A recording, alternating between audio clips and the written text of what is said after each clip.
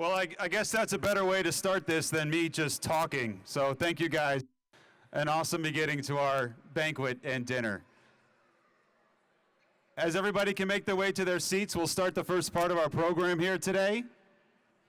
And I'd just like to start by saying welcome to the 2021 UMass Athletics Hall of Fame banquet and induction ceremony. It is so good to see so many of you up close, in person.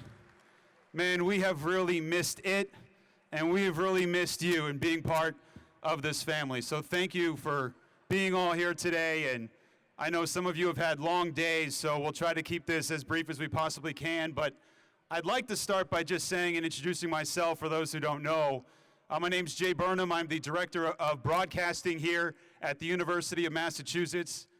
And I want to start just by saying, as a kid who grew up in a small town in Western Massachusetts during the mid-90s, who loved and lived the refuse to lose motto, it is such an honor and it is so cool to be here and to be part of this journey with you today. So thank you very much. I mean, it's pretty cool, right?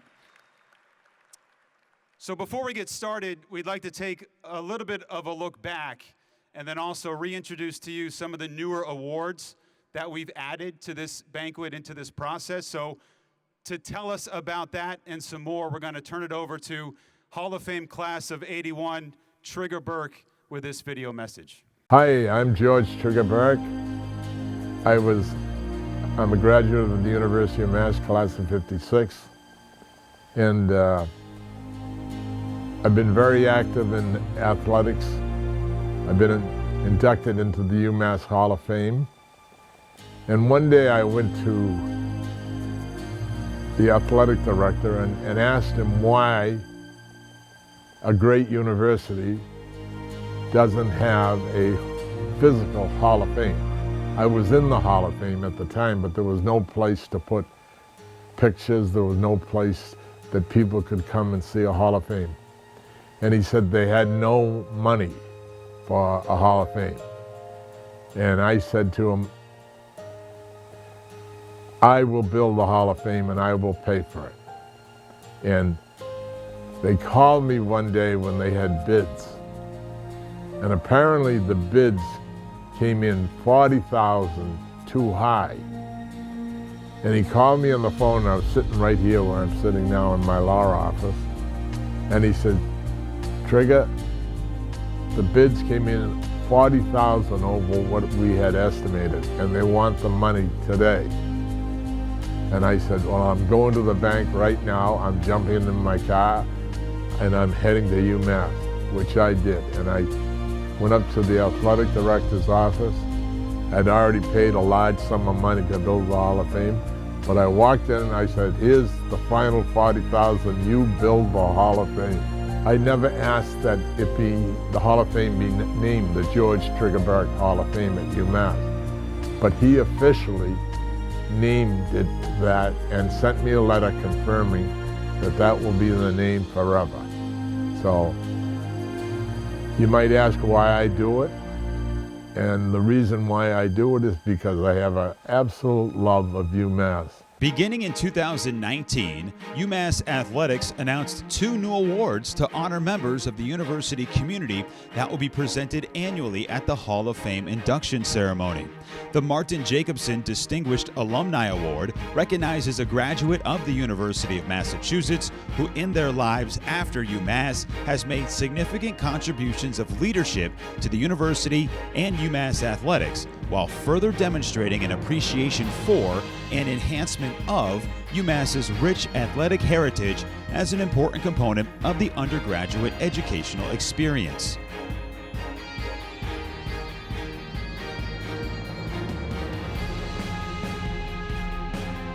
The John Francis Kennedy Maroon Leadership Award recognizes an individual who is not a graduate of the University of Massachusetts, but who has made significant and lasting contributions of service and loyalty to promote and generate competitive excellence and student-athlete impact with the Department of Athletics.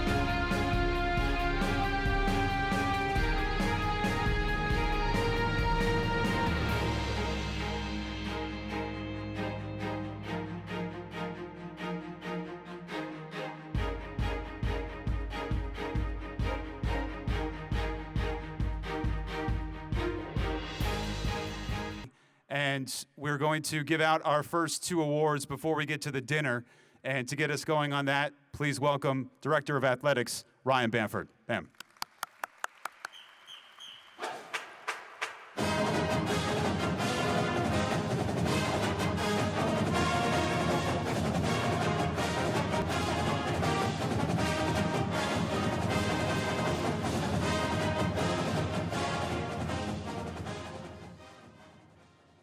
Trigger, what a UMass treasure Trigger is. Oh man, that loves this university, and I think it pains him when he can't make it. He has made a lot of Hall of Fame dinners, and unfortunately couldn't be with us this evening. Our thoughts are with him and his family.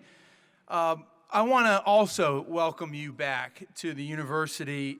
It has been 2 years since our last Hall of Fame induction ceremony and dinner.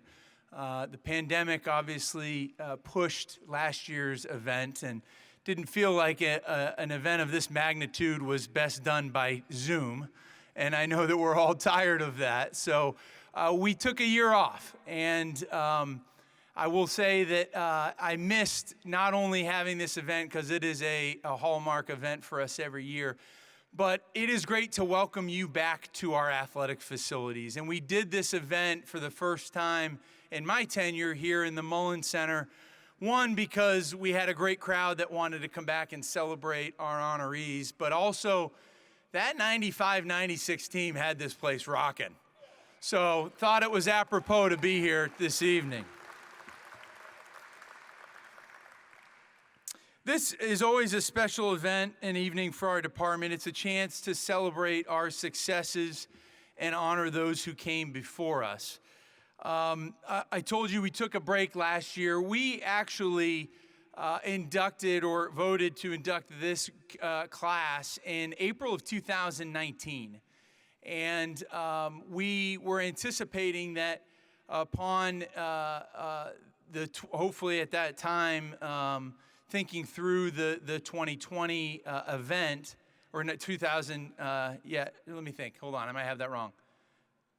Yes, we voted in April of 19. So we didn't get a chance to obviously have this event in the last fall of 20, but when we figured out that it was also the 25th anniversary of that 95-96 Final Four run, boy, it made it extra special. And to not have a crowd for our basketball events last year when we wanted to celebrate that 25 years, this night makes it even more special.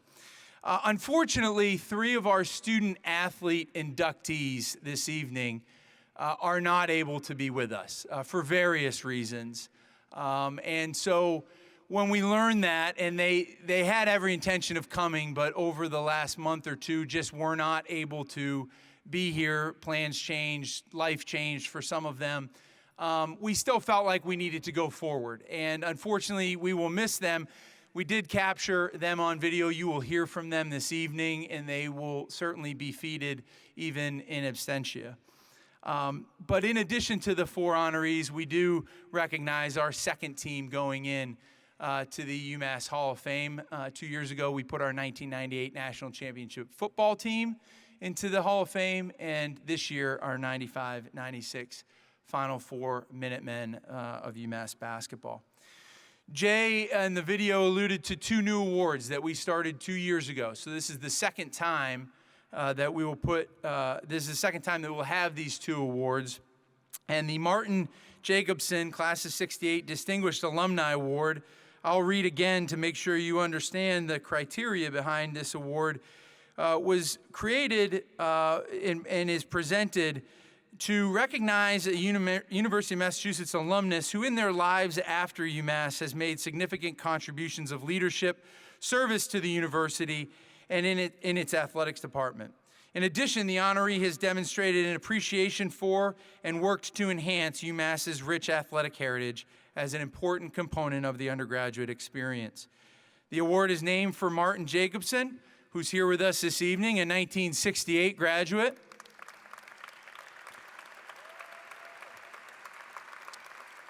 As the namesake of this award, Marty certainly has led with his service, his advocacy, and his significant philanthropic contributions to the university and our athletics department.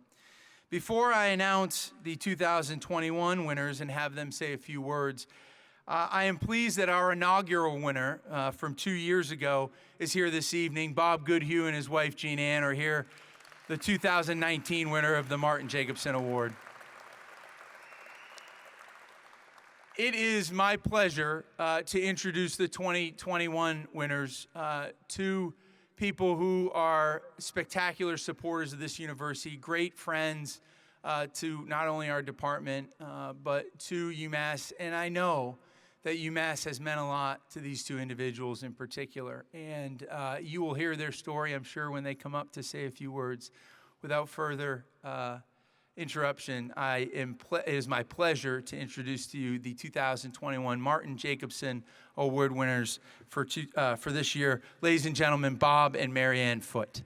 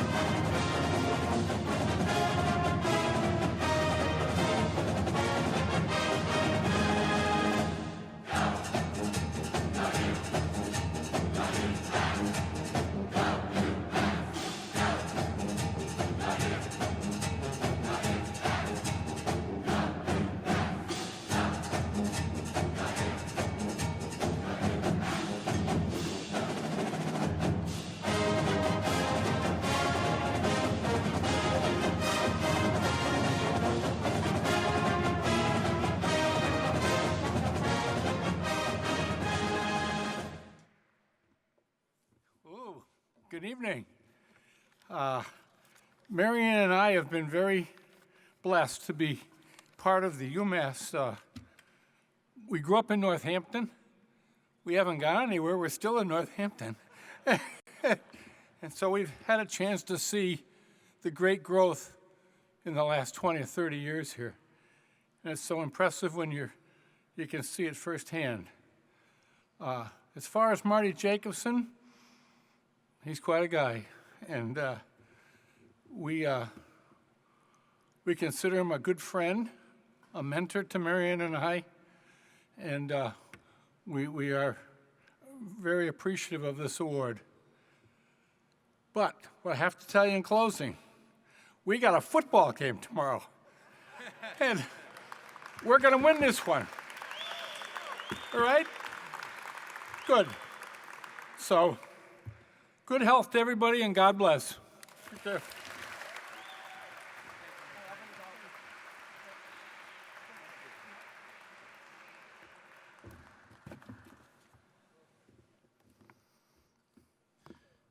People like short speeches. Bob gave you what you like.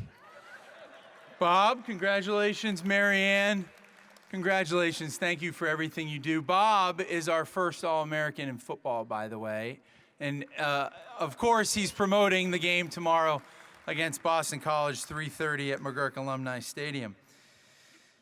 The John F. Kennedy Award, Maroon Leadership Award is proudly presented and awarded annually to a recipient who is not an alumnus, although John is, and I'll tell you about John in a second, but has made significant and lasting contributions of service and loyalty to promote and generate competitive excellence and student-athlete impact within the University of Massachusetts Department of Athletics. Because the award is primarily and typically for volunteer service to UMass, the department rarely considers current or past members of university administration, faculty, or staff unless such individuals have also an outstanding record of volunteer service prior or after their periods of employment.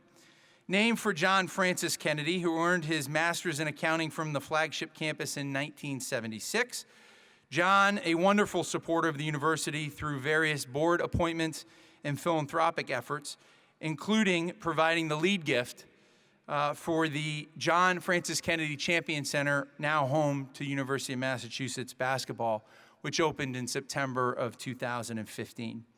Also, the second year of this award, a huge basketball significant contributor and supporter, Ron Nathan, was the 2019 award winner of this award. And it's my pleasure to welcome the 2021 winner to the stage. Ladies and gentlemen, Mr. Glenn Wong.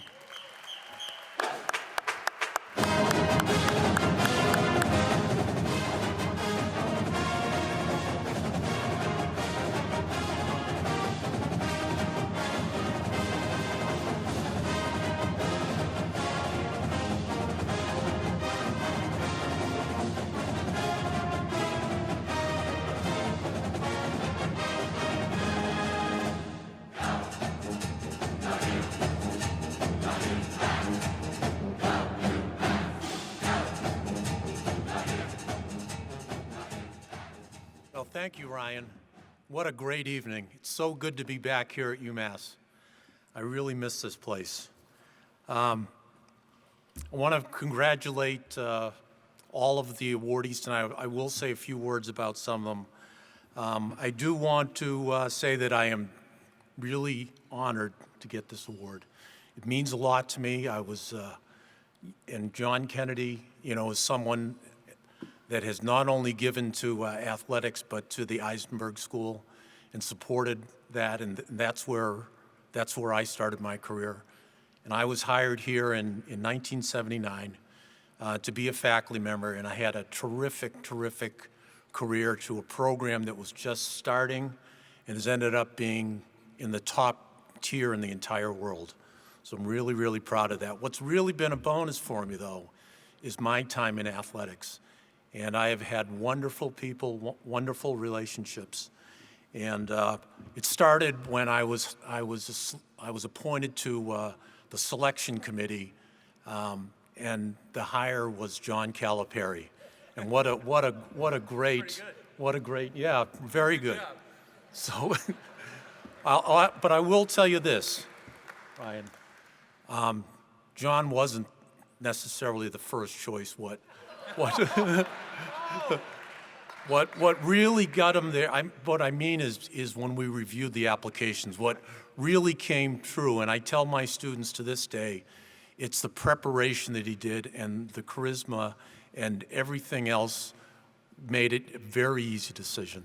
So John, you're just such a great guy and a friend of mine forever.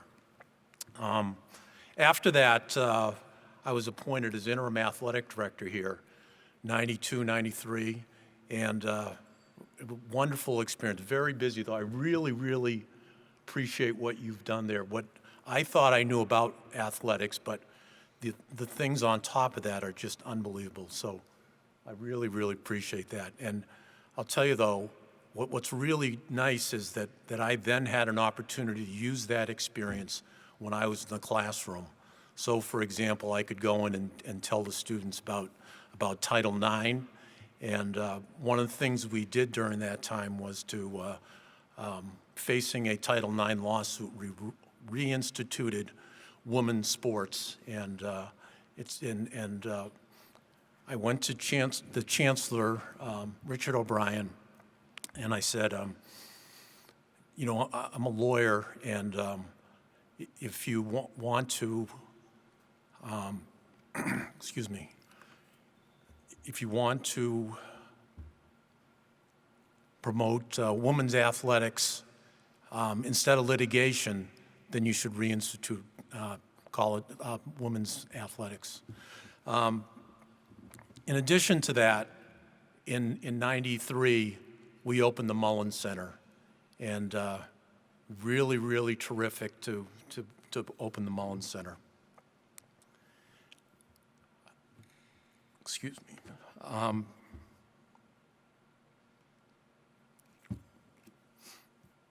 I also want to congratulate all of the student athletes who have been inducted into the Hall of Fame. They've been tremendous in terms of all the accomplishments they've made. Finally, I'd like to commend Sam Koch's wife.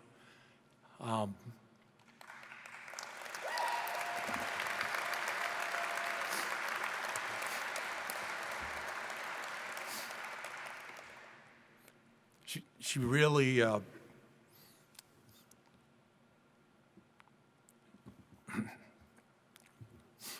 she really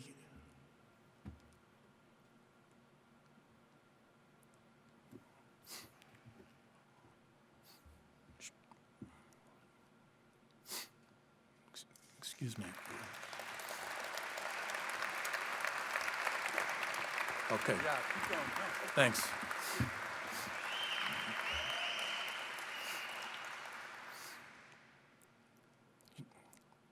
She really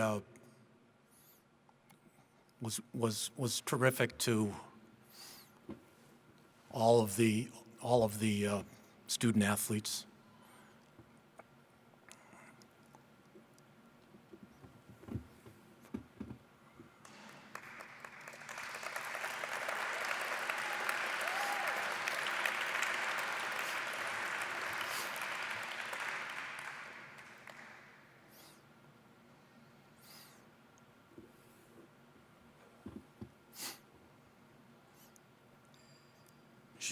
She was terrific in terms of what she did, and I commend her for it.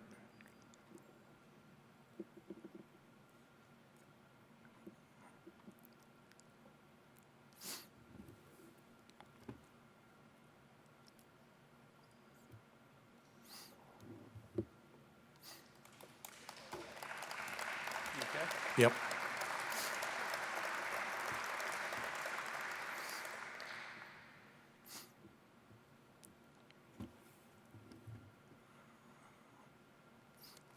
She did a great job in terms of what she did. Let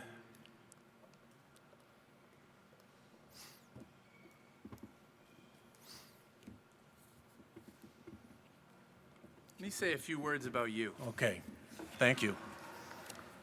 So, Glenn Wong, I was fortunate enough that when I came in the spring of 2015, had the opportunity, unfortunately, he was departing the University of Massachusetts and retiring and leaving to go to Arizona, of all places, because I wanted him he had a relationship with my father, and I wanted him to be a mentor of mine on campus. And when I found out he was retiring, it broke my heart because what a great mentor to have. He is a legend in sports, in the sports industry. For those, and you can read about Glenn. I couldn't,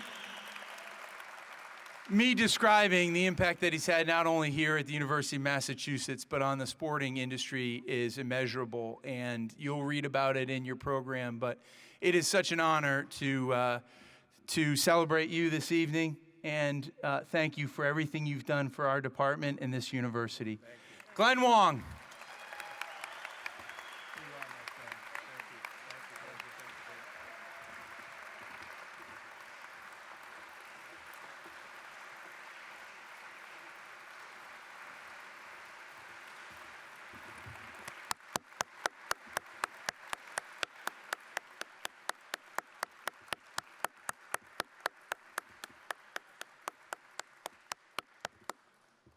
All right, congratulations, Glenn, Bob, Marianne. Food is close, I promise. Before we get there, we do have some standing already inducted Hall of Famers with us, along with some of our current coaches. So we'd like to take a moment to acknowledge them, beginning with Kenny Bonda, 99. Where's Kenny at? Kenny?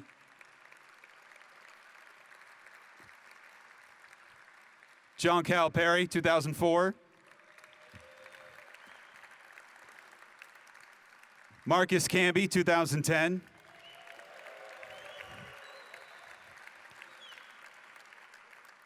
James Ahedebo, 2018. Bob Foote, 2004. And Marcel Ship, 2011.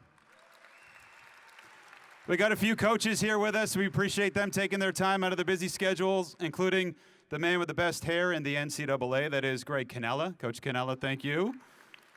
Fran O'Leary, he's got his team off to a great start. Thank you for being here, Fran. And of course, our two basketball coaches, Matt McCall and Coach Tori Verdi. Thank you guys for being here today.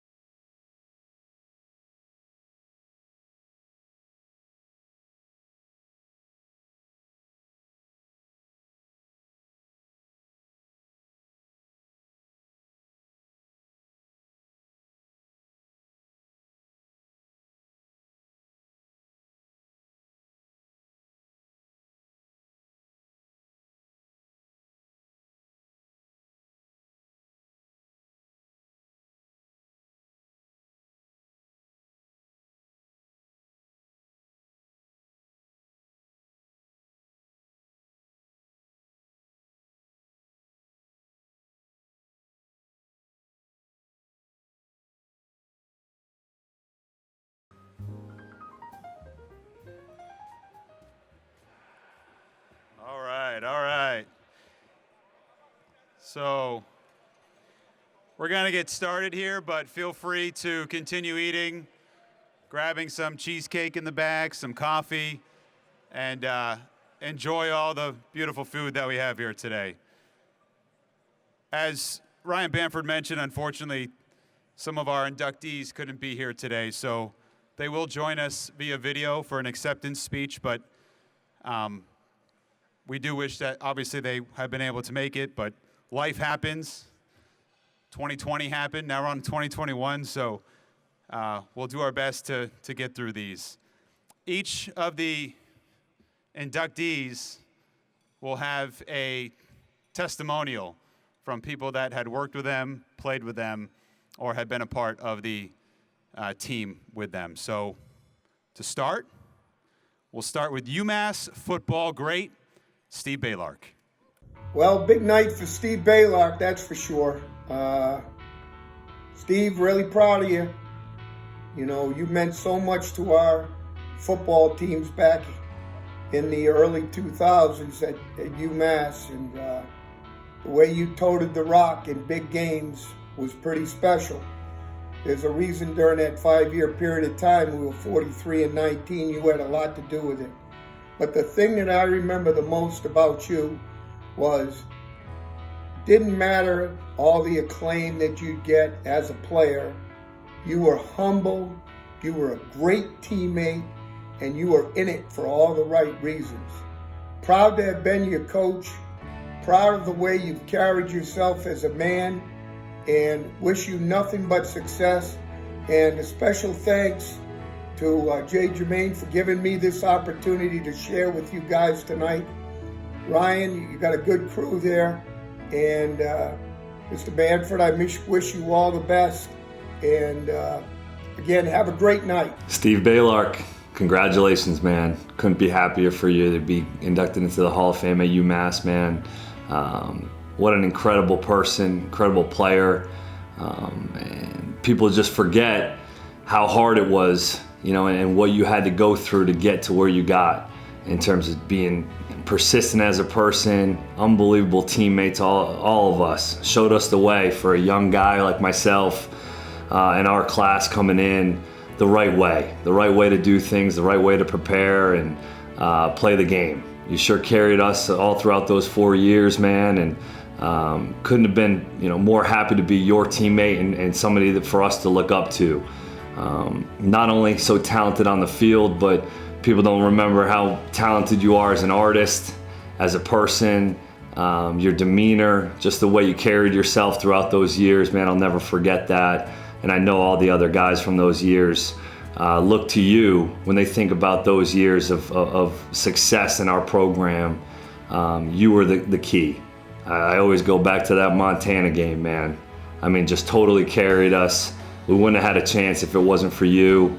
And the offensive line, obviously you always did such a nice job of complimenting those guys, taking care of those guys, and your bond with the guys up front and the entire offense and team as a whole was something that I'll never forget. And I know that your teammates really appreciate the way you work, the way you approach the game, and the way you were off the field, man. So I couldn't be more excited for you. Jason, thank you so much for allowing me to speak for Steve this week, man.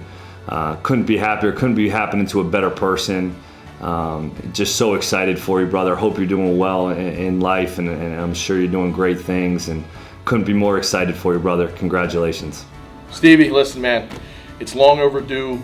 Congrats on getting on the Hall of Fame. I mean, you know how we all feel up front. Your success is our success, and the fact that we can all say we blocked for a Hall of Fame back is a pretty big deal, man. Congratulations. Steve, was, how do I say this? He was always there, no matter what was going on.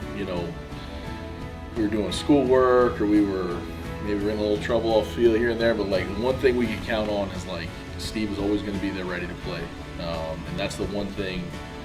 Just with all of us from that year, that group of guys, like no matter what was going on in our lives, like when we got on the practice field, like it was game time every day, and that's the one thing that was great about Steve is when we were ready to play, like Five was back there carrying the rock, and that was a huge deal, especially for us up front. Like knowing your guys back there, like it's a big deal to us. So if you look like on the Mount Rushmore of offensive players here, he's on there. I mean, other than Marcel Shipp, he's the best running back to ever play here. I mean, I think when he graduated, he was one of 3 players to rush for 1,000 yards in 4 straight seasons, and Marcel was one of the other ones. So I mean, it's like, and that's probably the one thing that probably doesn't get talked enough about Steve is like he came in, he wore number 5, and expectations were high, and he lived up to those expectations. I mean, quite frankly, probably surpassed them. We would have taken 3,000 yard seasons, but probably doesn't get talked about enough. Like the pressure that was on him to succeed and wear that number, like that was a big deal, and he stepped up to the plate.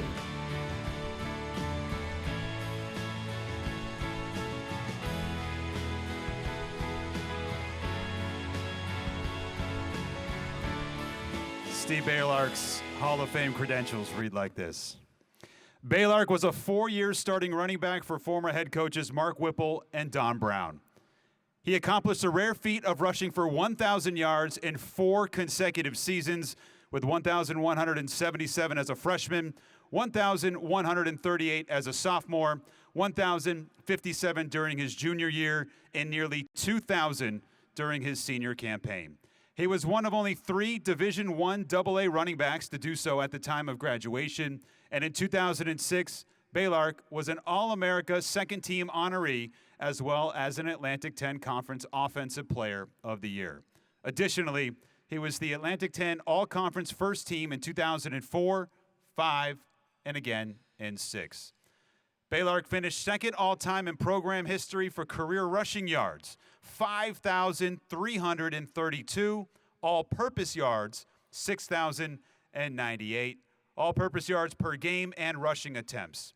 He concluded his career third all-time in rushing touchdowns with 42, total touchdowns with 47, spent time in the NFL with the Arizona Cardinals, Denver Broncos, and is remembered here as one of the best to ever play offensively for UMass. Give number 5 the ball, ladies and gentlemen, the newest member of the UMass Hall of Fame, Steve Baylark.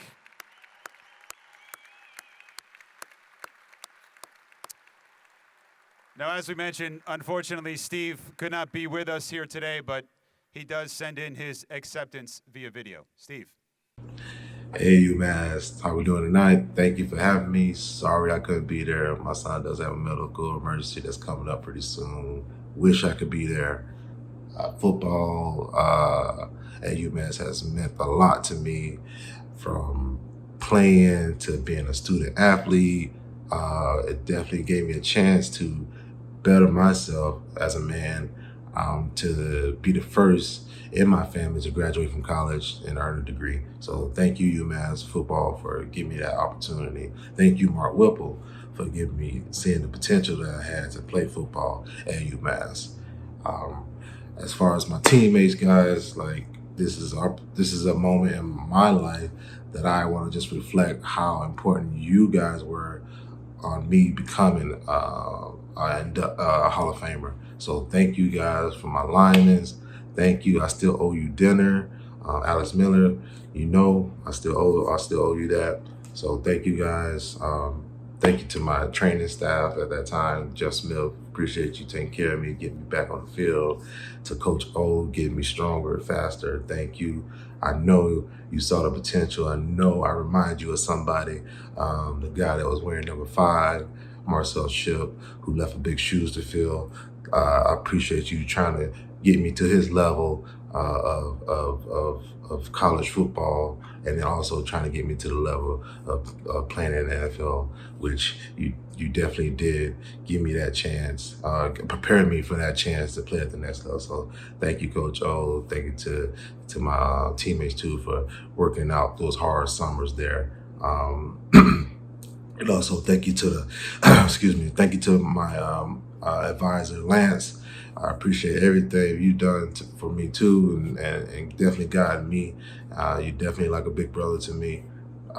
Thank you for Matty G for helping me be better myself with interviews and the media and stuff like that. Big ups to you, man. Thank you. I definitely have a lot of memories of playing some fun games out there at UMass, but one in particular that stood out to me was my very first game, which was against AIC, and unfortunately, the starting running back at the time, he got hurt, and I was told to get in, and and that was me seeing my opportunity to better, show what I was there for. So for that opportunity, I made the best of. And as we're celebrating it tonight, I definitely know that you never know. You're one play away. So just know that you gotta make it your last if you can. And luckily I kept playing my years there. I became a 1,000-yard rusher 4 years straight, which is a big accomplishment, and also a big accomplishment to be one of the NCAA players to rush for 1,000 yards 4 years straight. So definitely a big thank you to the guys who helped me even achieve that. But I definitely had to put in a lot of hard work on the field and off the field. So I just want to say thank you to that, and thank you for all the teammates who became lifetime friends, the friendships I done built, the family that I made there. Thank you so much to the Coblins. Thank you to the Franklins. Like it's so many people. I'm sorry I can't mention you all, but thank you all who helped me become who I am today. And I want to celebrate this with you as much as I can. Like I said, I wish I could be there. But you guys enjoy your night. You guys have fun. You guys be safe. And let's go UMass. Class of 2021, Steve Baylark.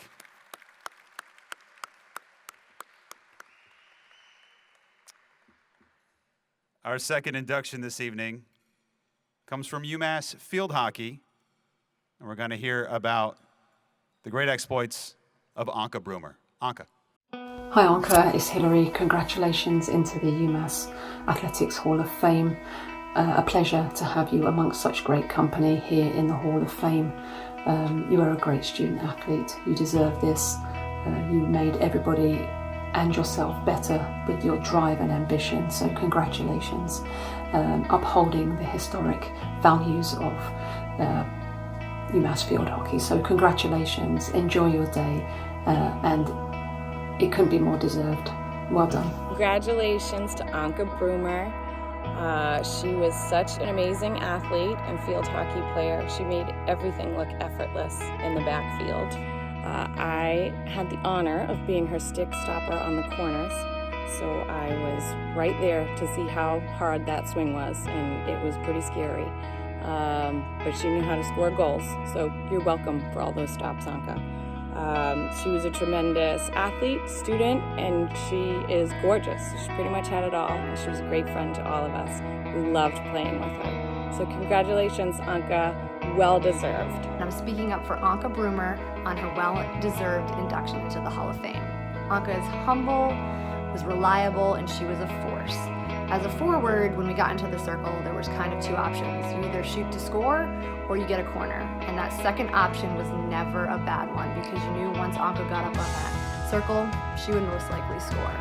So we could rely on that pretty often.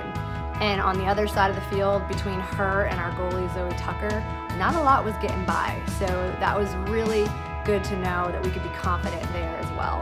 Anka was shy and quiet, but also really great with these one-liners that were always amusing to all of us, and she kept us laughing. I just want to congratulate Anka on this induction, and go UMass. Congratulations to Anka and all inductees this evening for this incredible achievement. I will never forget my first day of preseason as I walked down the hallways of Boyden and in the opposite direction approached what felt like a 10-foot tall blonde German babe, and I thought, what have I gotten myself into?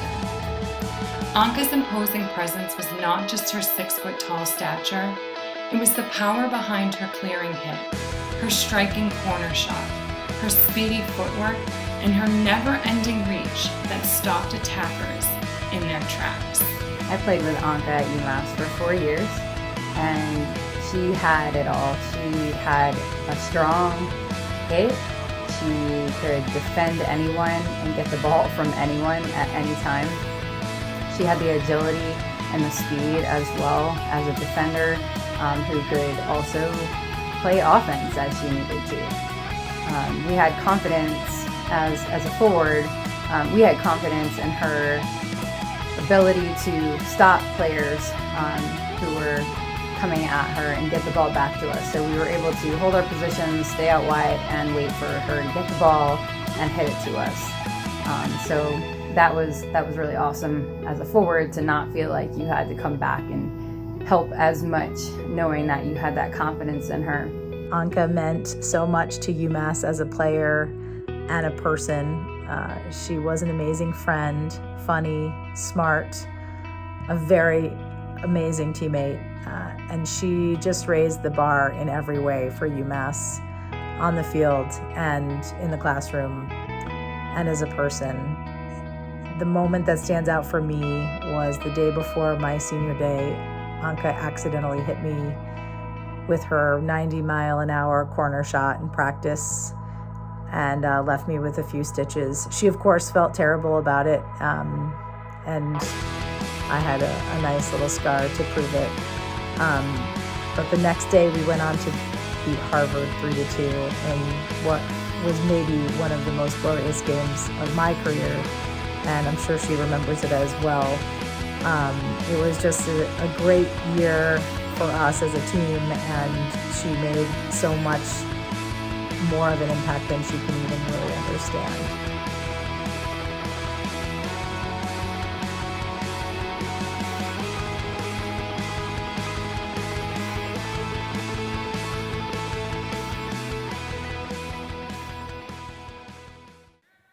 She won 3 National Field Hockey Coaches Association All-American Awards, including a first-team accolade in 2000 and second-team in 1998 and 1999. Broomer also earned selection to the 2001 Atlantic 10 All-Academic Team in recognition of her classroom work, and was the 2001 Atlantic 10 Student Athlete of the Year. Additionally, Broomer won 2 of the conference's major awards, as she was the 1999 Player of the Year and the 2001 Defensive Player of the Year. A 4-time selection to the Atlantic 10 All-Conference team from 1998 to the year 2001, Broomer helped Massachusetts to a 58-31 overall record and a 20-1 mark in Atlantic 10 games. UMass advanced to the NCAA Championship Elite 8 in 1999 and again in 2000, while the squad made appearances in the tournament during Broomer's freshman and senior seasons. She guided Massachusetts to 4 consecutive Atlantic 10 tournament championships as the team went undefeated in 8 conference postseason games during her tenure with UMass. Ladies and gentlemen, the newest member of the UMass Athletics Hall of Fame, Anka Broomer. Good evening, UMass, and greetings from Sydney, Australia. I'm so sorry that I cannot be with you in person tonight, But traveling these days is not easy for any of us, and especially here in Australia. So I really would have loved to come back to UMass and visit. But thank you for still letting me be part of tonight. I'm so honored and thankful that the Hall of Fame committee has selected me, knowing how many amazing athletes they have to choose from. So, of course, also my congratulations to all the other 2021 inductees. Back in '98, I will not forget my first day of preseason freshman year. I had never met my head coach, Patricia Shea, nor any of my teammates. I unfortunately also never had the chance to visit UMass campus before. So one could say I was a pretty nervous, young 18-year-old woman, having left family and friends, all the known, behind in Germany. And I didn't really have any expectations because I didn't know what to expect, but I was basically just hoping that things will be just fine. But oh man, little did I know that I was just about to start a really amazing time of my life. The next 4 years were some of my most intense, exhausting, challenging, yet exciting, happy, and successful years of my life. Thank you, UMass, for this amazing experience, the excellent education I received, and all the awesome memories I was able to make. I especially want to thank my roommate, teammate, and best friend at UMass, Jill Fantasia, and her family. From day one, they let me be part of their family for my entire college time. Poor Jill never had a single visit home by herself, always this German in tow. I think that was the most selfless behavior that has ever occurred to me. What a wonderful family they are, and I'm so happy and thankful that I'm still in touch with them today. Jill actually even became a maid of honor years later in Germany. So thank you, Fantasias, thank you, Jill, for everything you've done for me. I miss you guys so much. So again, thank you very much for the induction into the Hall of Fame tonight. I must admit, the benefit of being a team player is that you never lose by yourself. So therefore, it comes natural that you also win as a team. So thank you to my teammates and staff. I see this honor tonight as a team effort. And a quick message to the current players, please never forget, cherish each and every day you have out there, whether it's on or off the field. I really wish I could put that jersey back on just one more time and play one more game for UMass. So roll UMass. Thank you everyone and enjoy your evening. Goodbye.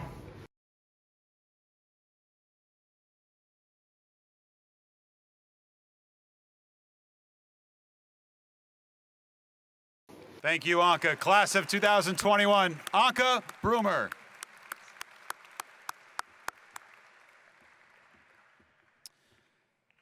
Our next inductee comes from UMass Women's Soccer and UMass Women's Soccer standout, Holly Helmuth-Wise.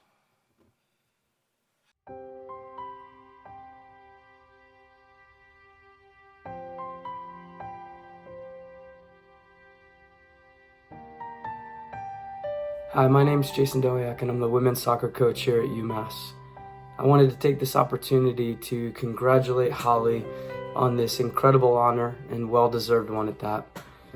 From 1989 to 1992, she was an incredibly important part of the success of this program. She was an All-American, she was a Hermann Trophy finalist, and she helped catapult this program really into the next generation. Following her time at UMass, she also played for the U.S. women's national team and has been an incredible leader in women's soccer in the U.S. As a coach following her career. She's been one of our strongest supporters as an alumni, and I honestly just want to thank her for all of her commitment and support to UMass women's soccer and to UMass as an institution. This honoring again is well deserved, and we look forward to getting you back on campus each year so that we can keep sharing your story and keep allowing you to be a mentor for our young players. Thanks a lot, Holly. Congratulations.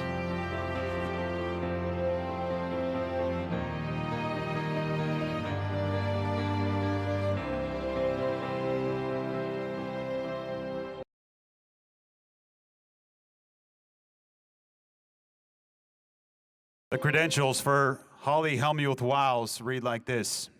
She was a two-time first-team All-American in 1991 and 92 for UMass women's soccer, who was also a three-time Mac Hermann Trophy finalist.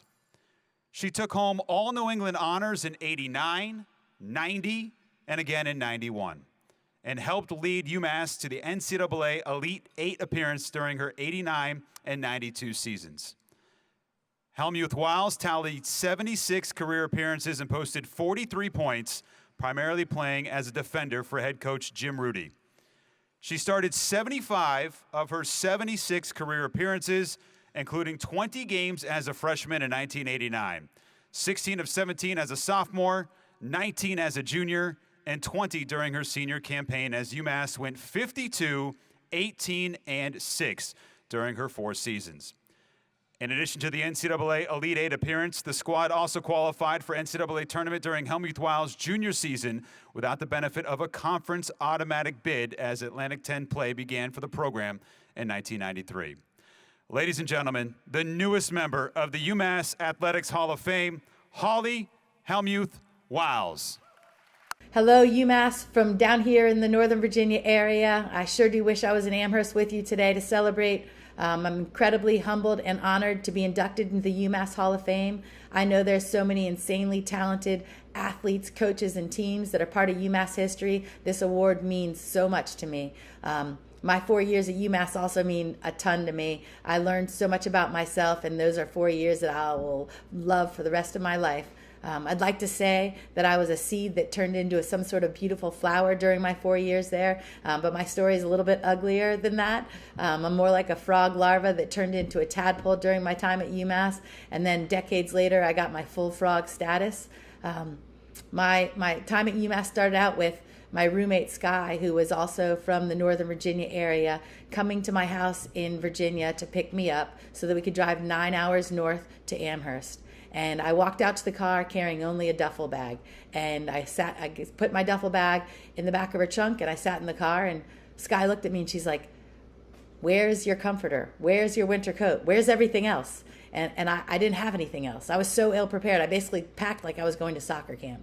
And I got to UMass and I didn't really know what to do. I met all my teammates at that first day of preseason, but the only thing I thought about is, can they win a national championship with me? I didn't think, are they going to be fun to hang out with? I didn't think about becoming friends with them. I was just about soccer, and that was it. And I think one of my assistant coaches, this blonde spiked-haired lady with a thick New York accent, she was watching me, and I'm grateful that she was, because she knew that if something didn't change, the bottom was going to drop out and I wasn't going to make it. So one day, in her thick New York accent, she yelled across the field, "Hellmuth, we're going to dinner." And I was kind of afraid of her, but I said yes. So that night at dinner, we ended up talking for hours, and she gained my trust in a way that nobody had to that point in my life. And I ended up telling her about this pain that I had in my heart. It was this thing that was so embarrassing to me that I had never been able to tell anybody. I told her about my mom, who was an alcoholic schizophrenic, and just being able to talk to her about that changed everything for me. And I started to sprout my little tadpole tail, and I got more comfortable and more confident, and I started to realize there were other things that were important in life. And I got to know my teammates. I got to know Carrie Caper, who eventually became Chiefy, and Lisa Mickelson, who we called Mick, and Kim Enard, who became the Big E, and of course Sky, who will forever, all of those people ended up becoming the most important lifelong friends that I'll ever make. And Lisa Gosley became this person that if anything's ever going wrong in my life, she's one of the first people that I'll call, and she's also an incredible lifelong friend. And it's that time at UMass where I turned into a full tadpole that was able to start swimming around and navigating life and really learning about the world. And I'm so grateful for that. And then now to be inducted into the UMass Hall of Fame, I feel like I'm this frog that's now become a full princess. It's become full circle. And I just want to say thank you UMass for this honor. Thank you to every single coach that ever coached me. Thank you to my parents.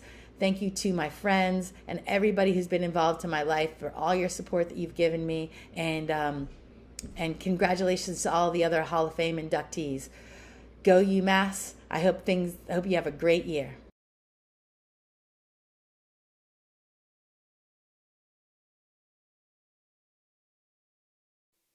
All right, our 2021 inductee, our own bullfrog indeed, Holly Hellmuth-Wiles. Our next Hall of Fame inductee is a UMass men's soccer legend, Sam Koch.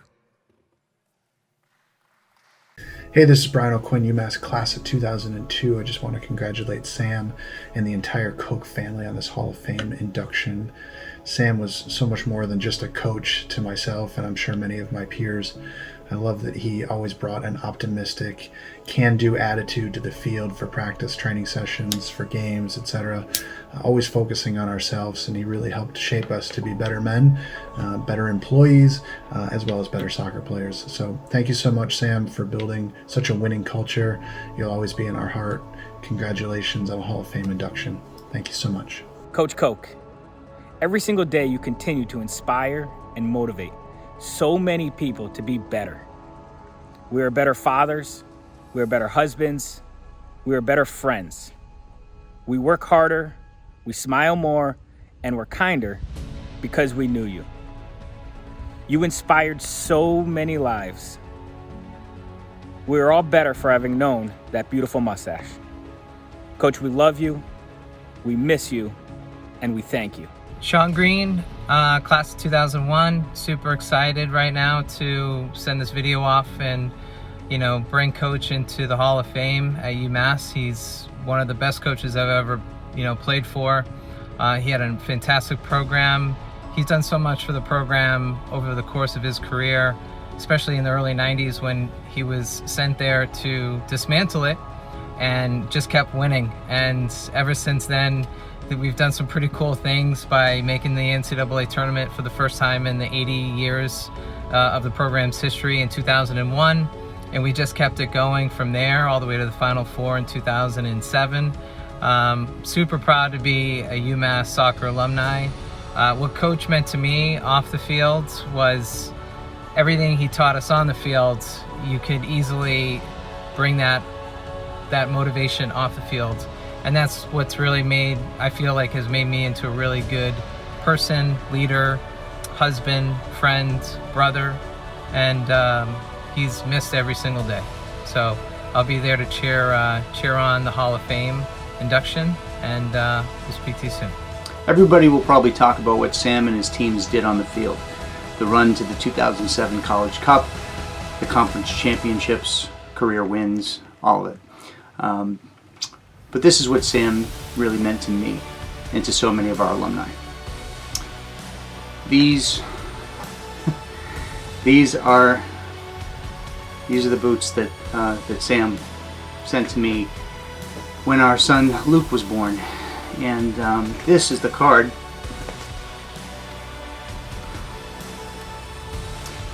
that came along with it. I was a walk-on. I wasn't that good. And this is how he treated me. I'll never forget that.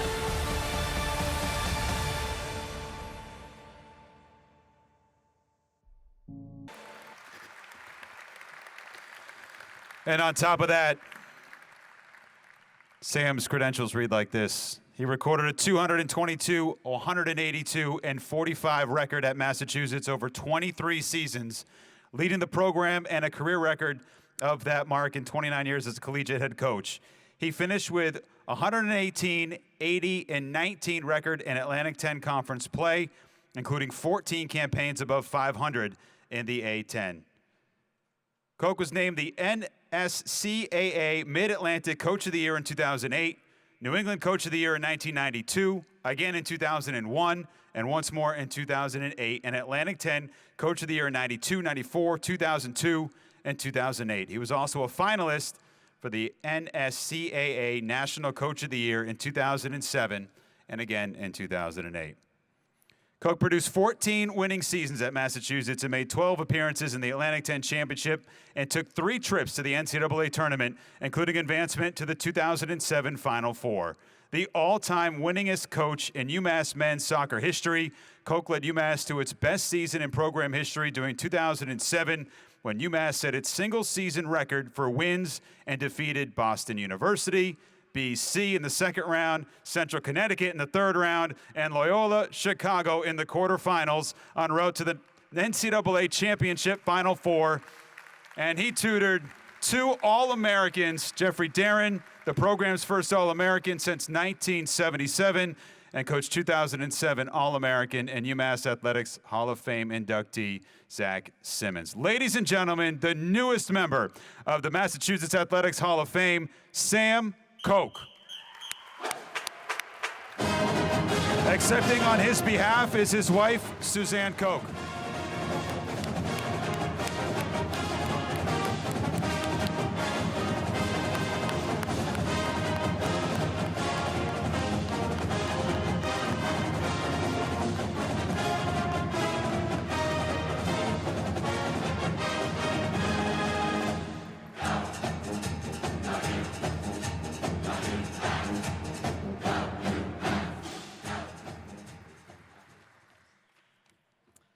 Hello, everyone. I'm Suzanne, and before I even start, I want to say, first of all, I've heard there's a big football game tomorrow. Just before that, at 1 o'clock, there's a soccer game. So come on out. You're going to be tailgating anyway. Just take a little walk. It's right on the other side of the trees. It's free. Come on out and cheer on the soccer team. They're playing Vermont, 1 o'clock. I also want to say to Dr. Glenn Wong, thank you very much. And you were the one that Sam turned to when he had a struggle of how he could try to figure out how to make something work. So thank you for your service to him through the years. Thank you very much. I know basketball hasn't come up here yet, but John Calipari, thank you for helping Sam out through the years. You were always very generous. When he needed things, you were there to support him emotionally as well as with monetary things. So thank you for that.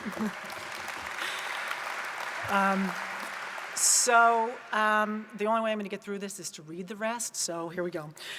So first of all, thank you so much for honoring Sam tonight. The humble man that he was would have been very uncomfortable here. He would not have liked it very much. He would have definitely said the numbers and the records were because he was here for a long time. It just makes him old, and that's why he had the numbers that he had. And he would have also said for sure that he was just doing his job, and he did his job 100% every day, and he expected everybody around him to do it at that level every single day. And when that happens, then success happens, both on the field as well as off the field. His emphasis tonight would have been respect and admiration for the fellow inductees. He would have thought you guys all did great things, but not that he had the same. But he definitely would have tried to express that. He also would have expressed thanks for all the assistant coaches, athletic trainers, travel coordinators, equipment managers, field maintenance people, cafeteria food service workers. He would have been the first one to thank every single one of those people. It would have taken a while because he would have had really spontaneous, funny stories about each category. And for those of you that have ever gotten a phone message from Sam, they go really, really long. And they just, many people that I know didn't want to erase those phone messages that they got from him through the years. He's been gone 7 years now, but it would have taken him a while to go through all of his thank yous.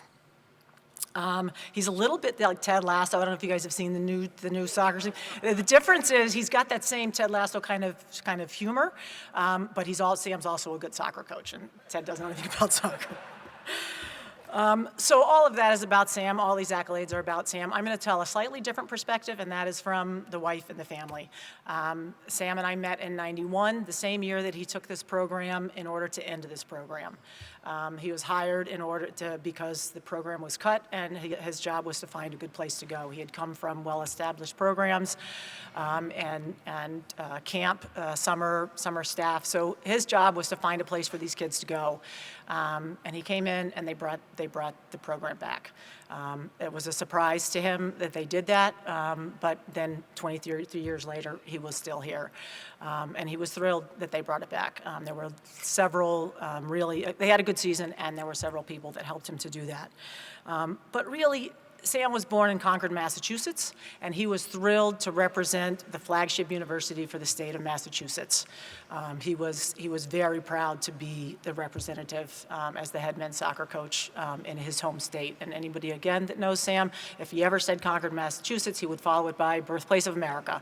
And he was proud of that, and he was proud to be here. As I said, we met in '91. He took this job.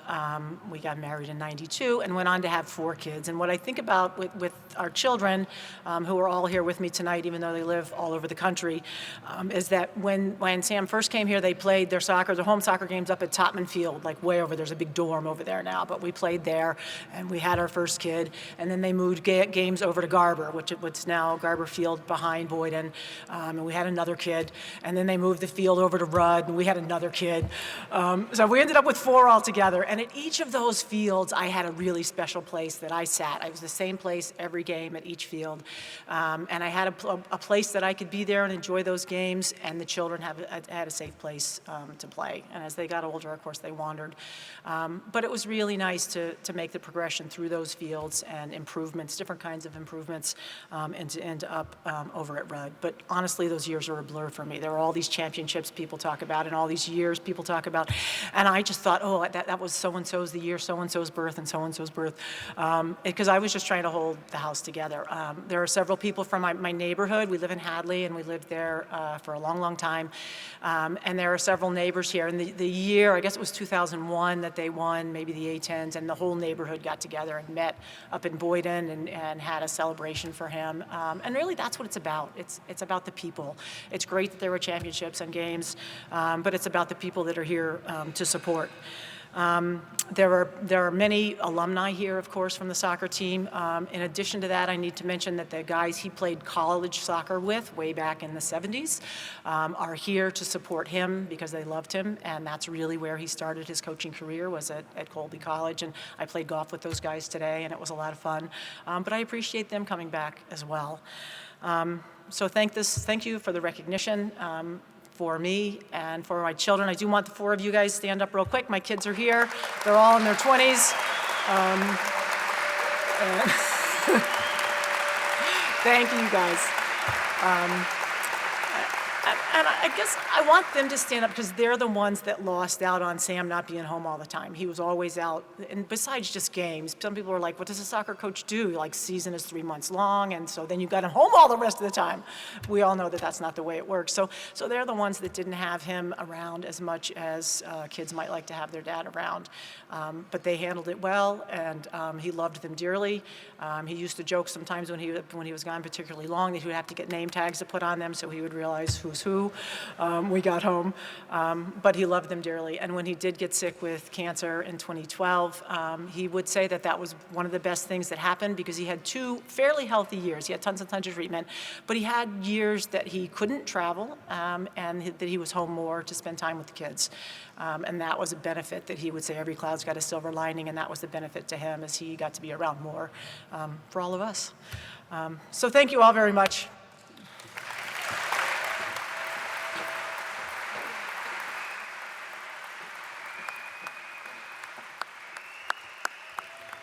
Ladies and gentlemen, class of 2021, Sam, Suzanne, the entire Koch family. Thank you guys very much.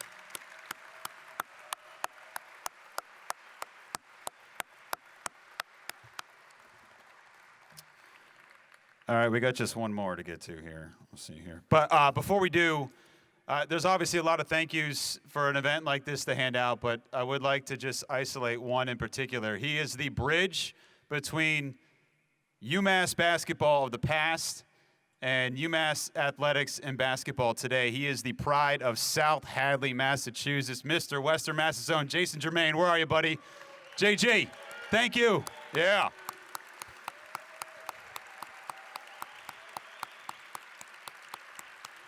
I was here, but he's trying to hide from us.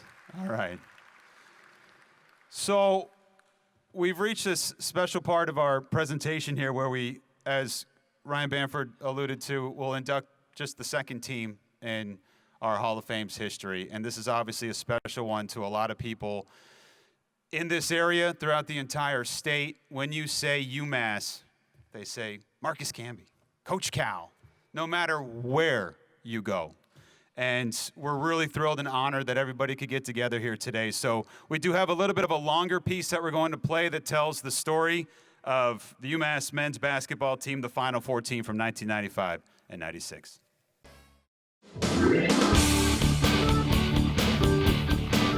After UMass lost to Oklahoma State in the NCAA Elite Eight in March of 1995, many felt the program had squandered its best chance to reach a Final Four. While Marcus Camby was returning for his junior season, the Minutemen no longer had stalwarts Lou Rowe and Derek Kellogg coming into the 95-96 season.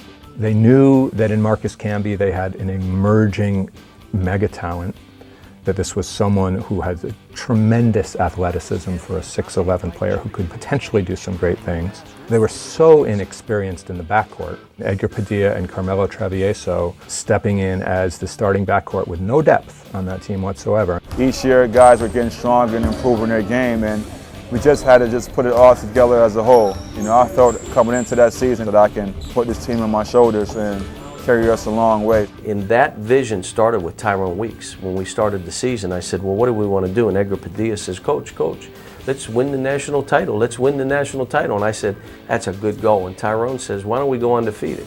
And my thought was, we're playing Kentucky. That's our first game. We're losing our first game. This dude's talking undefeated. And I said, okay, we'll talk about undefeated, Pullman. I was mad. The Minutemen opened the season on November 28th against #1 ranked Kentucky at the Palace in Auburn Hills, Michigan. Remember this, 93, Carolina was #1, Massachusetts beat them. 94, Arkansas was #1, Massachusetts beat them. Tonight, Kentucky's #1. Can they beat them? We're going to find out. Something happened to Marcus Camby between his sophomore year and his junior year that he seemed ready to take on the mantle of being the guy.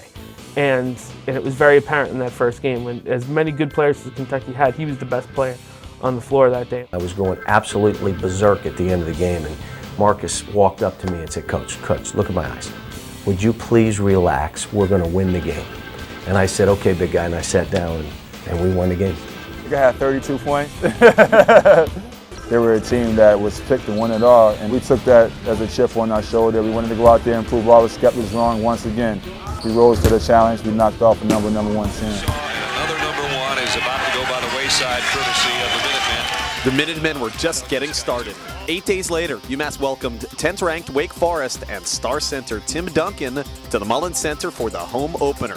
The game had a massive buildup. I've never been a part of a game that was so overhyped, I would think. I mean, they were building up the rivalry with me and Tim Duncan like Wilt Chamberlain against Bill Russell. And this long-anticipated matchup is underway. I was really pumped up for that game, and I was not playing within myself until I had to settle down in the second half. But that year, we proved that it was more than just me. It was a solid team effort. If I was to pick in my lifetime one game which was so much like the first night of the Final Four, it was the Wake Forest game. Camby is at his best.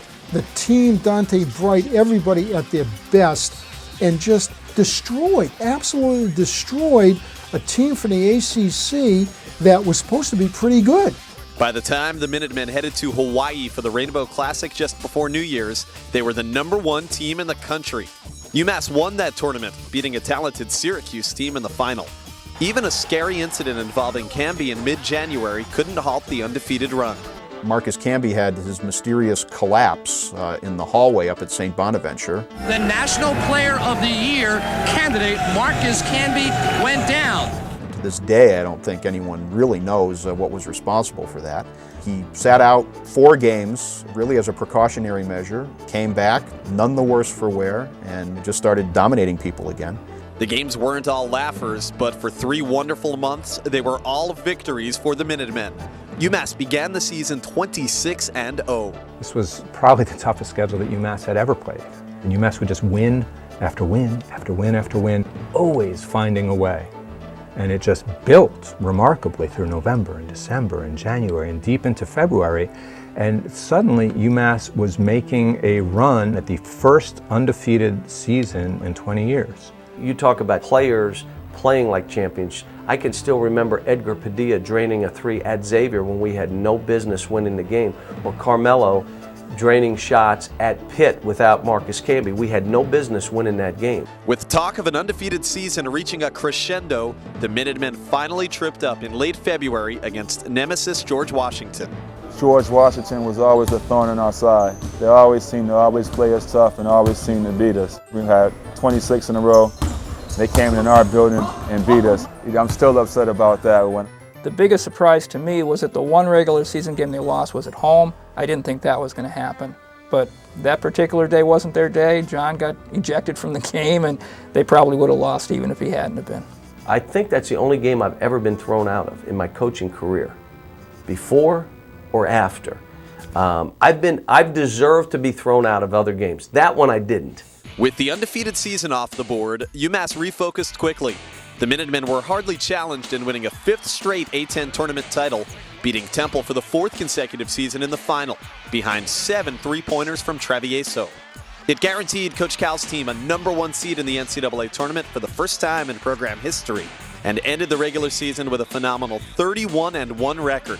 It had already been the greatest season in UMass history. John Calipari had done something, the team had done something that every basketball coach at UMass before and since has been trying to do, which is to take the team inside Route 128. And they didn't just know Marcus Camby. They knew that the best backcourt in the country was Padilla and Travieso. They knew these guys. They were part of the sports fabric in the greater Boston sports community. They did it together. It's amazing what gets done when no one cares who gets the credit, and that's how they played. Anybody that watched them said that they were like that on the court. Going undefeated for such a long period of time, it was just awe-inspiring, and of course it instilled in the students here a great pride in the school. I call it our glory days. Those were our glory days.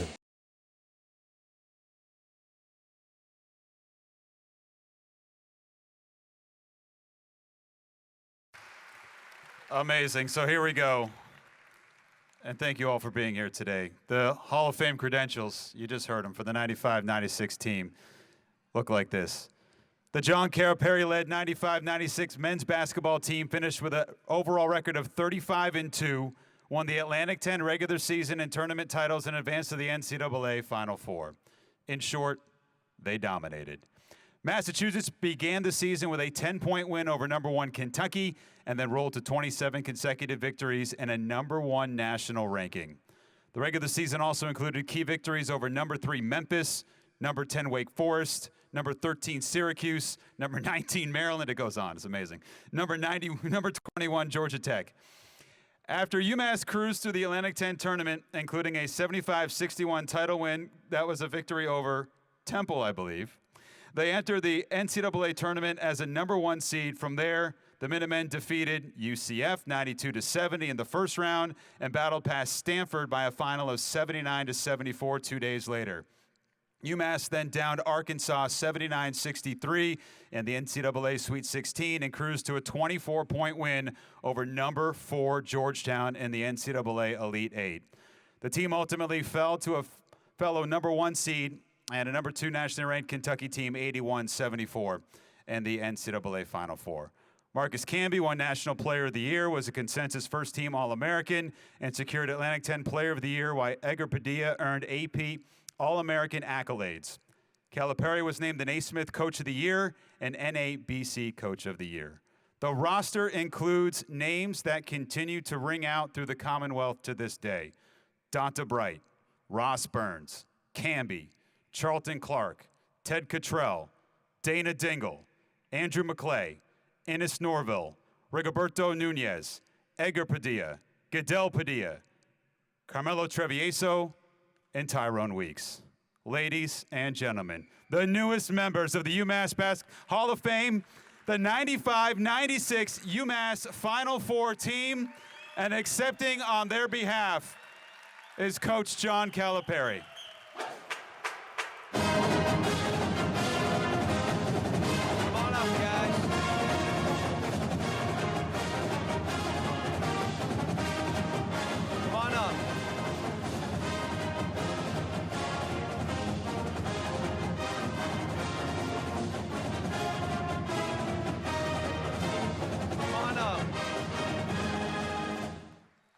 Wow.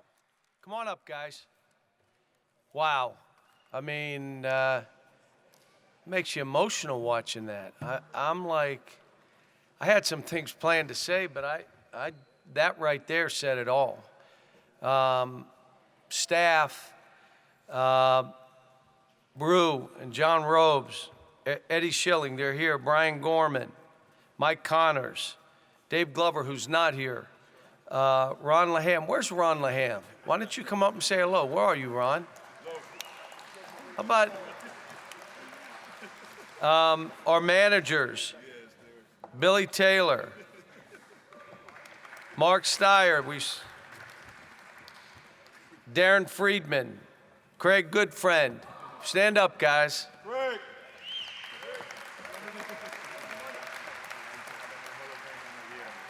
Lou, are you here? Where's Lou? There he is. All right. I was going to mention a lot of people in the room, but I could mention everybody. You know, when we were here, it was all of us together. So I'm going to pass on that and just tell you, I've been doing this a long time, and when you talk about great basketball teams, that's what these guys were. No one wanted to play us. Carmelo told me today, before we played a game, Coach, we knew we were going to win. It didn't matter how it was played. We knew we were going to win the game, and so did the other guy. But you know why? Because they trusted each other and they were together. I love the fact that Marcus says, look, I did what I did, but you had other guys do what they did, and that's why we won at the level we won. I'm just going to go through some of my memories of these guys because their memory of how I coached is not accurate. So, what? I got to tell you, and I'm just going, Rigoberto Nunez. Do you remember the flop he took against St. Joe's when we had no business winning the game? To this day, Phil Martelli, Brew, will see us and he'll say, Nunez. That's what he says to me. To this day, I see Edgar, who made Carmelo guard all the best players. He could not guard. But he made 2 shots. Do you remember the one at Xavier? He ran by me, and I'm saying, don't you shoot that. It was like 40 seconds to go. We got to, don't shoot. He shot it. It went in, and I said, great shot, Edgar. Way to go, kid. He did the same thing against West Virginia. We're down 18. We got Mishan and Michael here. Michael Williams' 2 sons. Stand up, let everybody see it. These are twins now. Now, their dad made some shots, and he did. But Edgar made a big 3 that put it to overtime, a huge 3. Carmelo, they talked about Pitt. But the biggest thing, and he and I talked about it, he said I was meaner. I didn't. I called him in as a freshman and said, you're going to have to guard better or you're not going to be able to play. He said, well, you were a little more aggressive than you said it right there. I said, I don't remember that. I just told you, you got to guard better. Well, by the time he was a junior, he shut down Allen Iverson. I mean, he shut him down. Now, the first play of the game, he dunked on Marcus. When he did go down, if you remember that, he dunked right down the middle, right on you. And then he was the original sniper. You remember the shots he made and what he did? Ty Weeks, when you saw when Marcus fainted in the hallway, Ty stepped up, man, as a player. I don't know if we ever, Marcus, you mind me telling when you were a little late for the bus at the Sweet 16 game? Well, we had a rule. Now, we had a rule. If you're late for the bus, you're not starting that night. And I see him coming, and he's running. And I told everybody, go to the malls, do what you want to do, because we're, and he's late. We have to wait on him. He gets in the bus. Now I got to go sit with him and say, you know what the rule is? Yeah, I know what the rule is. And then I said, you okay with that? And he said, I'm good. Well, Ty, and let me say, from that time, I never get on the bus till my starting five's on the bus. From that, just so you know. But Ty went in that game against, I believe it was Texas Tech. Oh, yeah. And we were, look, he remembers what it was. And I'm looking like, man, we might as well just leave Marcus out of this. We're going to smash these guys. But he did all the dirty work. I tried to tell his son, you have no idea how tough your dad was. Couldn't shoot like you, but he was tough. The best finisher that maybe I've ever coached, Dante Bright. You talk about a guy that would make buckets, and his teammates will tell you he loved making buckets now. He was getting baskets.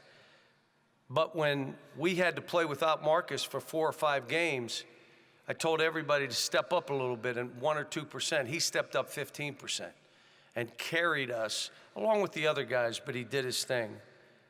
Dana Dingle, would you agree, the glue of the team? Like, did everything, did it quietly, was an unbelievable teammate. And you know what's great with both of these two, how proud I am of both of them. They're working with young people, developing basketball.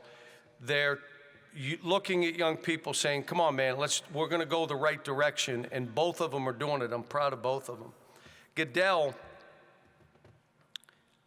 didn't play a whole lot because his brother and Carmelo were two really good. Do you mind if I tell the story of calling you guys in together? So we had Goodell, Padilla, Edgar, Padilla, Rigoberto Nunez, Carmelo Travieso. These dudes spoke Spanish all the time. I didn't speak Spanish. So I'm going to use some words here. I called them in, the 4 of them. I said, how do you say asshole in Spanish? And then I gave about another 5 really mean, and they told me, I said, say it again. They told me, say it again. I said, you ever say that shit to me when I'm coach? And one time, Goodell saying, I know what he's saying, because I couldn't, but it wasn't kind. And I looked at Edgar and I said, what's he saying? And Edgar would not tell on his brother. But in the Final Four, I put Goodell in. Do you remember that?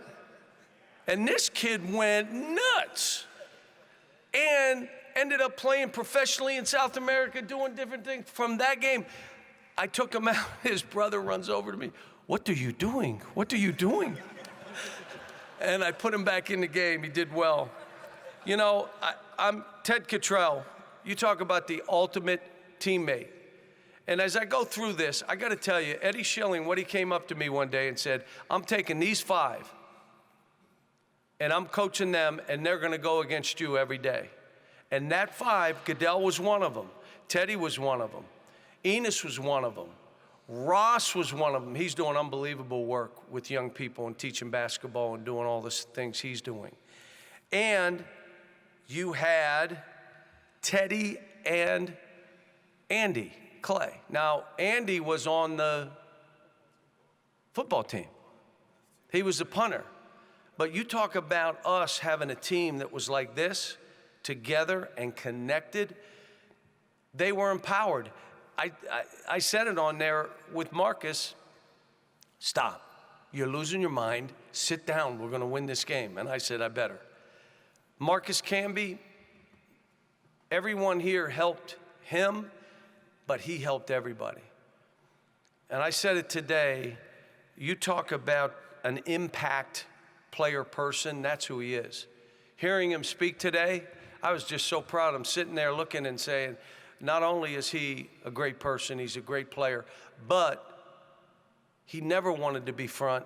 He'd do his thing and let everybody do their thing and let me help him. Always stood up for his teammates, great teammates.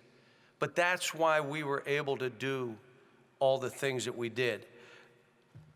They worked, they were great teammates. How about this one? It's hard these days. They accepted roles. That is so, it's impossible to do these days. They did it. What about their competitive spirit? You remember We win down at Rhode Island, and they sat on the rims. They beat us at the buzzer. And then we play them in the first round of the conference tournament. You beat them by 100. The same team, like 4 days later. It's like, what the hell? Their will to win was unbelievable. So you're honoring a team. These guys, they deserve this. Now, what I'm going to do is try to turn this over and say, would anybody like to speak? Come on, guys. Marcus did a hell of a job today. Somebody else, come on. Who is it? Come on. Who is it? I go. All right, here's Goodell. Thanks for everybody to come here. For me, it's an honor. I know Coach Cal talked about all of us, but the reality is that he's a hell of a coach. He was able, like he said, he was able to sell us a dream. We could be number one. We could be a national championship. And at the time, sometimes you don't believe in things. You're still young, still trying to figure it out, how to make the next step. And he drew the line way above this ceiling, and we followed him. And you all witnessed what happened in history. It speaks for itself. For me, putting all the Latinos in combination with all these great players and put the name of Puerto Rico and Latin America up there, it means a lot. I know Nelson is over there watching. I think he did a great job recruiting about 1,000 Puerto Ricans in here. But to see a combination of young players, hungry, trying to make it, and we did it for all you guys, for Mass, and it's good to look back 25 years from now and to see what we accomplished. For me, it's a great honor to be here with my brother, all my brothers, my brother in blood, Marcus Camby. All of these players will always be my friends forever. And thanks a lot, and I hope to see UMass spirit to go up and hopefully see you guys in the Final Four and winning the national championship. Thank you.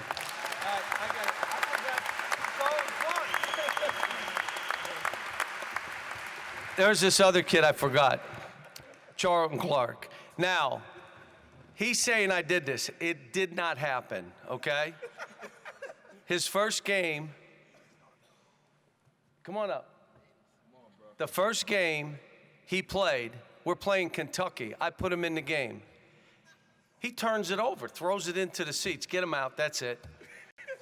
You didn't say it like that. I wasn't going to church back then, I can be honest with you there too.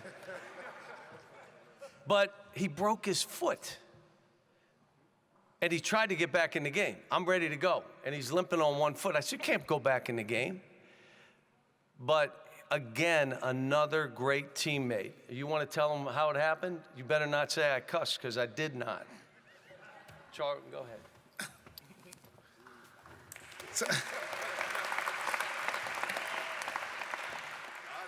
So now that I was put under pressure, he didn't curse. Out loud. He calmly told me, get your hiney off the court. I said, Coach, what is hiney? I don't know what hiney is. Get off the court. But the one thing I can say about Coach Cal, Coach Bruiser, Coach Robick, and the whole staff, that refuse to lose attitude was something that we bled every day on this court right here. It wasn't just a t-shirt that we wore. It wasn't just a slogan that was made up.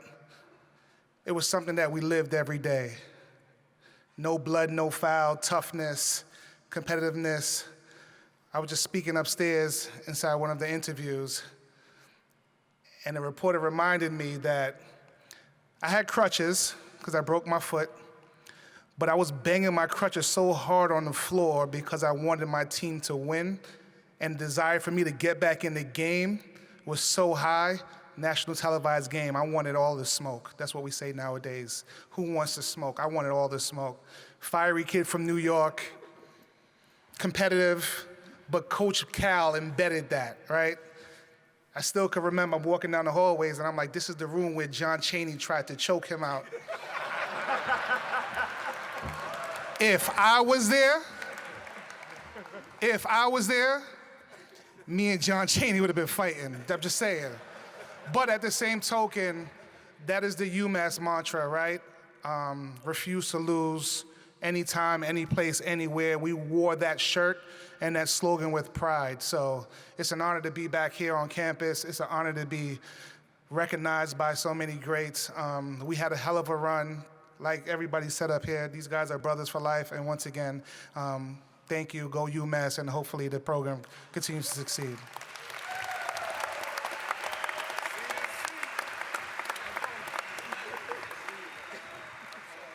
What an honor, a walk-on. You know, playing in the Final Four, coming from a small town, from Dominican Republic, starving, poor, broke, Lawrence, Massachusetts. What we learn and figure out is a belief to be successful in life, regardless of what you do. You talk about lessons, academics, sports, the lessons. One, I was told, hey, Rigo, we were at a restaurant one time, and I remember the coaches saying, why does Rigo always ordering steak and lobster, wherever we could, of course, within our budget. You know, we never broke the rules on that. But I put all my energy into having the best time of my life while I was here. I ensured that if I went in and I dove on the floor once, that I just celebrate that. I celebrated every moment. I have no regrets coming here. We follow what the coaching staff believe. I'm telling you, every successful team has this, you know, the belief that you can do anything, and it's real. And you feel it. We knew we were going to beat any team. We knew that we were going to win. We knew that we were going to be successful. I'm trying to instill that into my family, my kids, my life, the teams. So the family, you know, I hashtag La Familia all the time. It's because of Coach Kyle and our basketball family, right? So whatever lessons we learned here, they're transcending. We're passing it forever and ever. My kids will pass it to their kids, and their kids pass it to their kids. So it's more than the Final Four. It's more than the successes we had. It's more than the fan, the town, the state. This is huge. You don't know what it did for a kid that was starving, didn't know what to eat in Dominican Republic, and to see success. I, for one, knew I wasn't going to play that much, so I had a great time.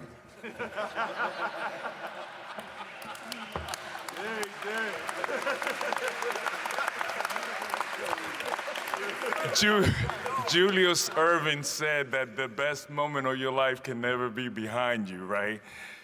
God damn, it's hard to not to think about that shit.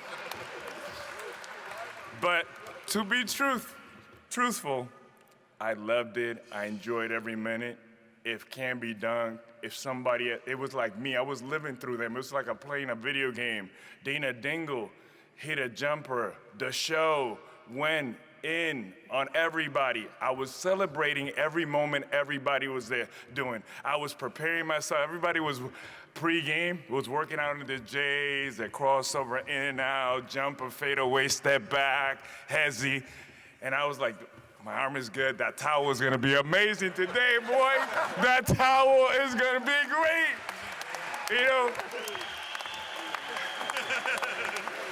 Then one day I got selfish and shit. You know, I'm like, hey, I know my towel game is gonna be great today, but if I knock somebody out with this towel, I may have playing time. So I almost blinded Carmelo. And Carmelo and I were about to fight for like 2 weeks. And I said, bro, man, I needed to play that game. You know, my family, I'm in New York. I used to live in the Heights. You know what I mean? My cousin came to see me play. So I figured if you can't see, they might put me. But then they put Hidel, Tecatrell, and I'm waiting in line like, hey, coach, they even put this dude, Fred, what was his name? Myers? And I'm like, damn, so I may have to blind who? Who am I gonna get with this towel to get some burn up in here? Nah, but to keep it real, the experience was phenomenal. The opportunity was great. But, you know, being all that, a walk-on and coaches out there, you know, we listen and we feel, but the most important lesson is after the fact. What has Coach Kyle done for me, you know? He is willing to pick up the call from a walk-on, a dude that never played. The coaching staff, Robic, send me their playbook when I'm coaching out of high school. They're sending me drills. That's the family that we got. That is what I'm taking away from this. It's La Familia, right? It's what are we doing for each other? How are we lifting our whole community? That's what it is. My family is not limited to UMass. You know, I'm playing at Kentucky. I'm playing wherever Canby is playing. I'm playing wherever my team is playing. I'm playing all over the world through them, and that's how we live our game. Yes, refuse to lose. Play anybody, anytime, any place. We play whoever, and we'll bring it. I do that at work. I grind. I'm a crypto king. I make money. You know what I mean? I grind because of my experience at UMass. Infinite wealth of knowledge. That's what we're gonna get here. Breaking the cycle for our families. All because of our team, Coach Kyle, and our coaching staff, and our family. That's what we do. Let's get it. UMass.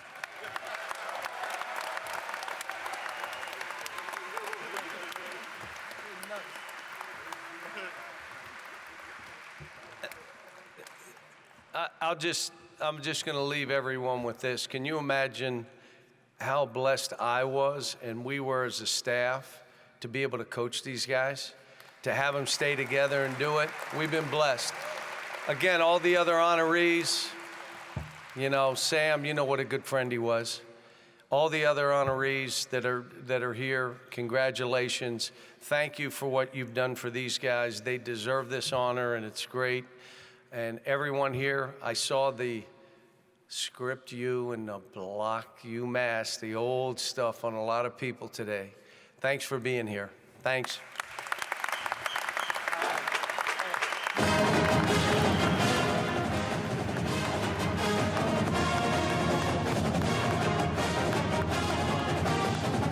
One more time. The UMass basketball 1995-1996 team Hall of Famers here in Amherst.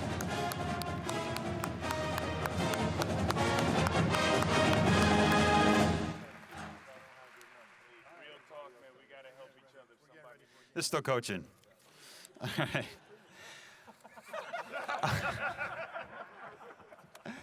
All right. Thank you all so much for coming. This couldn't be possible, as I mentioned earlier, with Jason Germain, our entire external staff, Aaron Sweeney from the Mullen Center team, our great sound crew, Mike Zaski, Matt Hood, Nick McGann, Chris Tucci, Jill Jacubo, Riley Ubben. These are a lot of people that have done behind-the-scenes work for us over the past year. So thank you all for following along with UMass Athletics, being a part of this family, as you just heard. And we hope to see you all. I hope you answered the question that I asked earlier, which statue will you rub before the game tomorrow against BC? We'll see you at the soccer game first, and then football tomorrow. Thank you all. Good night.